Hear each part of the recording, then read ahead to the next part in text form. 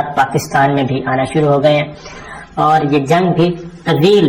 ہوتی جا رہی ہے اور زیادہ خدشہ اس بات کا ہے کہ یہ جنگ جو ہے یہ مزید طوالت کا شکار ہوگی اور اس میں اب نئے پلیئرز جو ہیں وہ داخل ہو رہے ہیں, نئی پراکسیز آ رہی ہیں اور اس جنگ کو طول کیسے دیا جائے گا یہ ایک انتہائی ہولناک منصوبہ ہے, اس کے بارے میں بات کریں گے. لیکن سب سے پہلے تو یہ ساتھ ساتھ کوشش بھی ہو رہی ہے کہ اس لڑائی کو کنٹرول کیا جائے. اسرائیلی وزیر اعظم کا ہنگامی دورہ ہوا روس کا اور ان کی روس کے صدر کے ساتھ 3 گھنٹے طویل ملاقات ہوئی اور پھر یوکرینی صدر کو بھی فون کیا اور اس وقت اسرائیلی وزیر اعظم جو ہے وہ نکلے ہوئے ہیں میدان عمل میں. اور یہ ذہن میں رکھیے گا کہ اسرائیلی وزیر اعظم امریکہ کے پوچھے بغیر میرا خیال ہے کہ کھانا بھی نہیں کھاتے, دوسری مثال تو نہیں دینی چاہیے لیکن کھانا بھی نہیں کھاتے اور اسی لیے ان کو اب بیک ڈور چینل کے ذریعے جو سفارتکاری ہے خفیہ سفارتکاری وہ چل رہی ہے. لیکن ہمارے پاس جو اطلاعات ہیں اور جو اب تک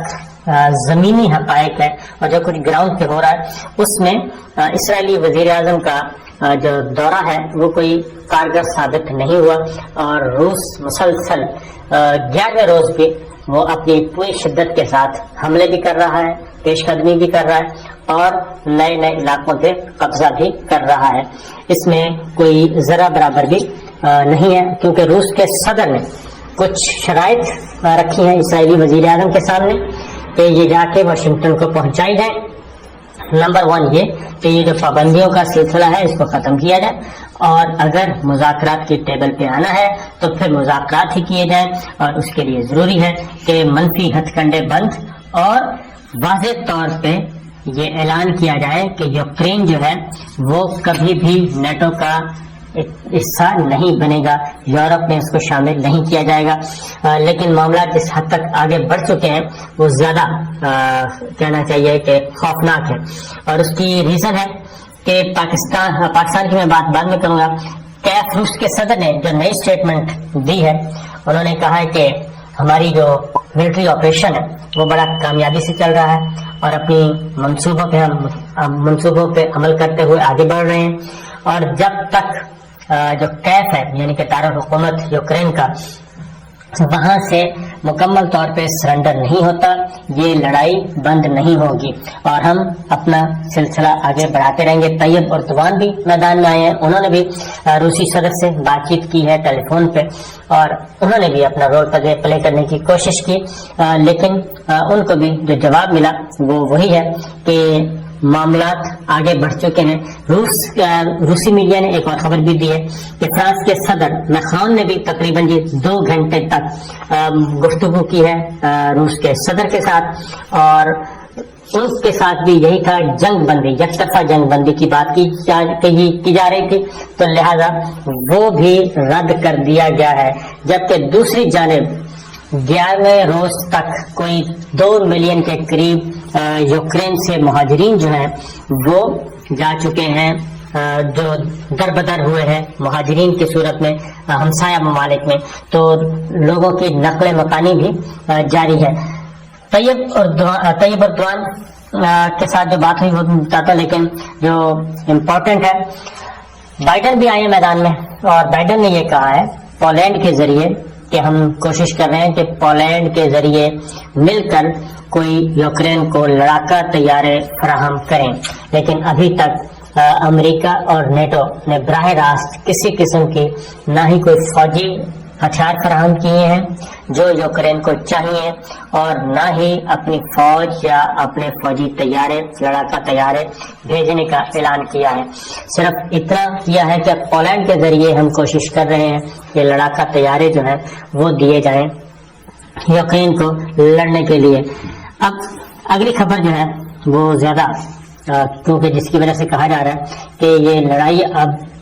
طول پکڑے گی. اب اس میں وہی اس جنگ کی جو نئی شکل ہے وہ آ رہی ہے گوریلا جنگ کی صورت میں, جیسے یمن میں لڑی جا رہی ہے, جیسے افغانستان میں لڑی گئی تھی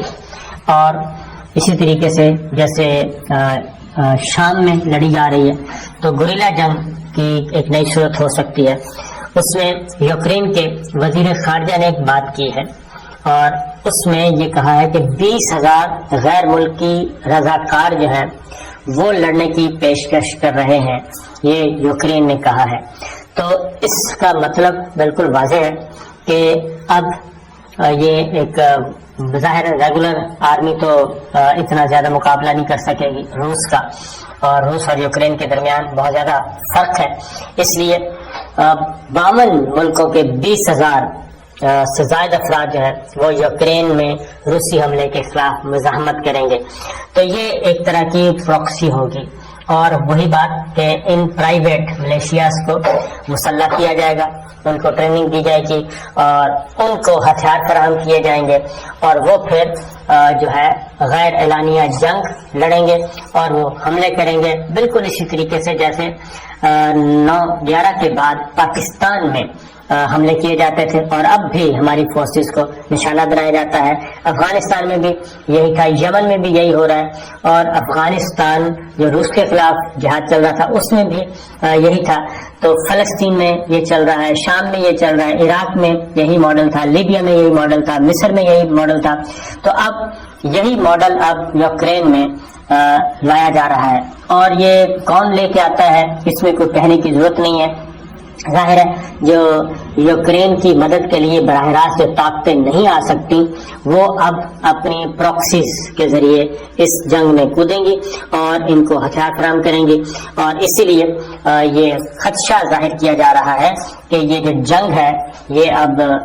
تیسری عالمی جنگ میں کہیں تبدیل نہ ہو جائے، اور پیوٹن کہتے ہیں کہ اگر یہ تیسری عالمی جنگ کی شکل اختیار کی تو پھر یہ ایٹمی جنگ ہوگی، جوہری جنگ ہوگی۔ اس کے لیے انہوں نے اپنی اسپیشل فورسز ہیں جو کہ جوہری ہتھیار استعمال کرتی ہیں ان کو الرٹ پہ بدستور رکھا ہوا ہے۔ اسی پہ روس کے صدر پیوٹن نے ایک سٹیٹمنٹ دی ہے، اور کافی سخت سٹیٹمنٹ ہے۔ انہوں نے کہا ہے کہ آوارہ کتوں کو گولی مارنے کا وقت آ گیا ہے، اور یہ انہوں نے یوکرین میں جو شہریوں پر حملے ہو رہے ہیں، آلریڈی وہاں پہ ایک بات بتا دوں کہ جو مسلح گروپ ہیں جو کامپرس جن کو کہا جاتا ہے وہاں پہ بھی کامپرستی موجود ہے، تو وہ یہ کام آلریڈی کر رہے ہیں، کیونکہ محفوظ راستہ دیا تھا شہریوں کو نکلنے کا، اور ان شہریوں کو یرغمال بنا لیا ان کامپرستوں میں یوکرین کے، جو کہ حکومت سے بھی بالا بالا اب لڑائی لڑنے کے لیے تیار ہے۔ تو ایسے ہی لوگوں کے لیے، ایسے ہی پراکسیز کے لیے اب روس کے صدر پیوٹن نے یہ کہا ہے کہ ایک بیان جاری کیا ہے باقاعدہ طور پر کہ یوکرین نے 2 صوبوں میں اپنا تسلط برقرار رکھنے کے لیے 2014 سے تاحال 14,000 سے زیادہ شہریوں کو قتل کیا، جن میں 500 بچے بھی شامل ہیں۔ اس لیے انہوں نے کہا کہ یہ جو مغربی ممالک بہت مہذب اور بنتے ہیں تہذیب یافتہ، انہیں انسانی حقوق کا چیمپئن اگر بننا ہے تو پھر یوکرین کے 2 صوبوں میں لوہانسک اور ڈونیٹسک میں جائیں، اور وہاں پہ یوکرین فوج نے جو 8 برسوں میں غیر انسانی سلوک اور مظالم کیے ہیں ان پہ کریں۔ اور اس پہ آگے بڑھ کے پھر وہ کہتے ہیں کہ یہ بات سخت ہے، لیکن حقیقت یہی ہے کہ اب ان آوارہ کتوں کو، آوارہ کتے لوگوں پر حملہ کرنے والے جو ہیں، ان کو ٹھکانے لگانے کا وقت آ گیا ہے۔ یہ تشدد جو ہے، شدت، وہ اس حد تک بڑھ چکا ہے۔ اس کے بعد ایک اور خبر ہے، اور وہ ہے کہ روس نے ایک اور دھمکی بھی دی ہے پیوٹن نے، اور انہوں نے کہا ہے کہ ہم کسی وقت بھی آگے بڑھتے ہوئے یوکرین کو کی ریاستی حیثیت ختم کر دیں گے، اور اس کا مطلب بالکل واضح ہے کہ یوکرین پہ مکمل کنٹرول، کیف پہ مکمل کنٹرول حاصل کرنے کے بعد یوکرین کو واپس روس میں ضم کرنے کا اعلان کر دیا جائے گا، اور اس کو پھر بزور قوت اپنے ساتھ رکھا جائے گا، اور پھر اگلے مرحلے پہ ریفرینڈم یا الیکشن کروایا جائے گا، کیونکہ ایک چیز موجود ہے کہ یوکرین میں ایک بڑی اکثریت ایسی ہے جو کہ روس کی حامی ہے ابھی بھی، اور جبکہ دوسرا جہاں سے فساد شروع ہوا، ایک نئی پارٹی کو تگڑا کیا گیا، مغربی ملکوں نے کیا تاکہ وہ روس کی حمایت یافتہ پارٹیاں جو ہیں، ماسکو نواز پارٹیاں، ان کو ہرانے کے لیے اور ان کے سائز مارجنائز کرنے کے لیے یہ سب کچھ کیا گیا۔ تو جس کے جواب میں پھر روس کے صدر نے یہ بات کی ہے کہ جنگ بندی اور انسانی ہمدردی کے تحت سرحدوں کو کھولنے اور امن معاہدے پر دستخط کے لیے فوری اقدامات کی ضرورت ہے، لیکن اگر یہ صورتحال چلتی رہی تو بہت جلد جو روس ہے وہ یوکرین کی ریاستی حیثیت کو ختم کر دے گا۔ اب اس کا میں آپ کو بتا دوں کہ یہ ٹرینڈ آلریڈی موجود ہے، اور اس وقت قوم نہیں بول رہی تھی جب 5 اگست 2019 کو مقبوضہ وادی کی ریاستی حیثیت، آزاد خود مختار ریاستی حیثیت انڈیا نے ختم کر دی تھی، اور ختم کر کے اس کے حصے بکھرے کیے اور مختلف ٹکڑوں میں تقسیم کر کے فارغ کر دیا تھا، جبکہ یہ تنازع جو مقبوضہ وادی کا ہے اقوام متحدہ میں موجود ہے اور حل طلب ہے۔ تو اسی طرح کی دھمکی جو ہے اب روس کے صدر دے رہے ہیں کہ یوکرین کی ریاستی حیثیت کسی بھی وقت ختم کی جا سکتی ہے۔ ایک اور خبر بھی، روس کے صدر نے ایک اور اعلان بھی کیا ہے کہ ایسی کوئی صورتحال نہیں کہ روس میں مارشل لاء نافذ کیا جائے۔ انہوں نے کہا روس میں معمول کے مطابق حکومت کام کرتی رہے گی، سول حکومت اور تمام ادارے معمول کے مطابق کام کر رہے ہیں، اور صورتحال مکمل طور پہ کنٹرول میں ہے۔ کسی قسم کا مارشل لاء لگانے کا یا کوئی ماورا عین اقدام کرنے کا کوئی امکان نہیں ہے۔ اور ساتھ ساتھ جو لیٹسٹ ہے اس وقت روس اور یوکرین کے درمیان حملے جاری ہیں، پل تباہ کیے جا رہے ہیں اور ایئرپورٹ تباہ کیے جا رہے ہیں، تاکہ ایئرپورٹ آپ کو پتہ ہے کہ ایک انتہائی حساس تنصیبات ہوتی ہیں، اور وہیں سے جو لڑاکا طیارے ہیں وہ پرواز کرتے ہیں اور وہیں سے لینڈ کرتے ہیں اور حملہ ہوتے ہیں۔ لہذا روس کے یوکرین کے جو شہر ہیں روس نے، وہ خارکیف ہے، چرنیف ہے، ماریوپول ہے، اس میں حملے کیے ہیں، اور ان کے ایئرپورٹس جو ہیں وہ مکمل طور پہ تباہ کر دیے ہیں، جبکہ وفاقی دارالحکومت جو ہے کیف، وہاں پہ لڑائی جاری ہے اور پیش قدمی بھی جاری ہے۔ تو یہ ہے اب تک کی اطلاعات، اور اس کا منفی اثر جو ہے وہ پاکستان پہ جو پڑا ہے وہ یہی ہے کہ ہماری اسٹاک ایکسچینج انتہائی مندے کی طرف جا رہی ہے، پیٹرولیم مصنوعات بہت زیادہ بڑھ رہی ہیں، اور اس وقت پچھلے 1 دہائی سے بلند ترین سطح پہ پیٹرولیم مصنوعات جو ہیں ان کی قیمتوں میں اضافہ ہو چکا ہے، جس کے منفی اثرات ہمارے ہاں بھی آنا شروع ہو گئے ہیں۔ اجازت دیجیے، اللہ حافظ۔